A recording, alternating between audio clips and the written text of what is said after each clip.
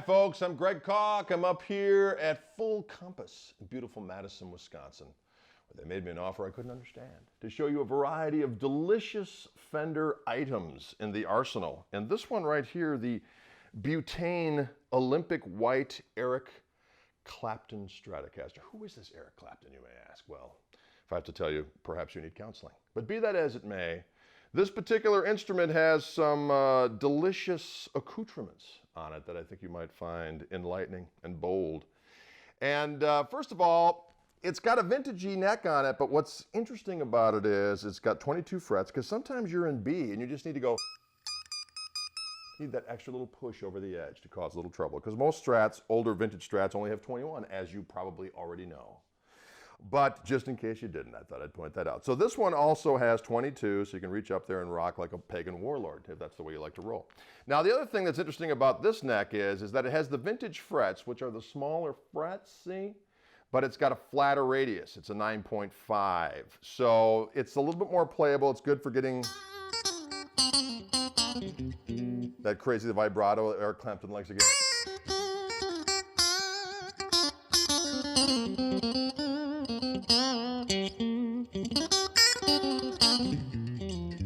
All right, now some other things about this guitar that are very interesting.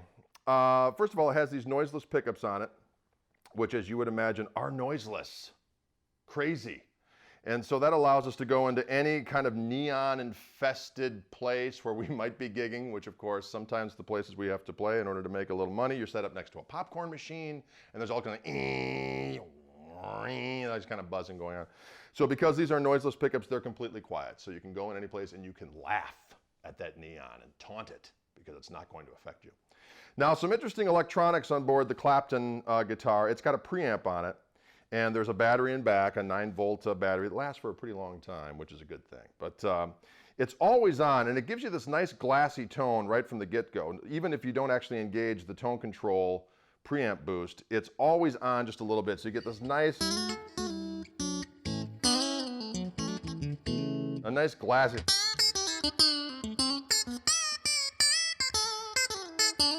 Nice glassy thing happening on it.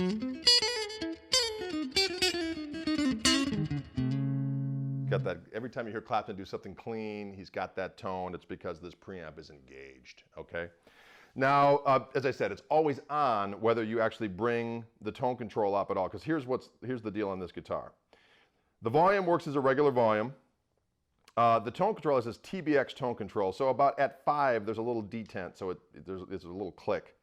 And it actually adds more highs if you need it, because down here, this tone control right here engages a 25 dB boost. So it's like having a boost pedal in your guitar. And you'll see Clapton, he goes straight into an old, well, now he uses a new one, a Tweed Twin. He just goes straight into the amp, and what happens is when you kick this thing in, 25 dB is a pretty sizable boost. So you'll hear it if I'm going like that. All of a sudden, bam! You got a whole lot of gristle going on there in one fell swoop. But what happens is, though, it's a mid boost, so it gets kind of mid-rangey. So that's where this TBX tone control comes in handy. You turn that thing up to 10, and it gives you a little bit more high end.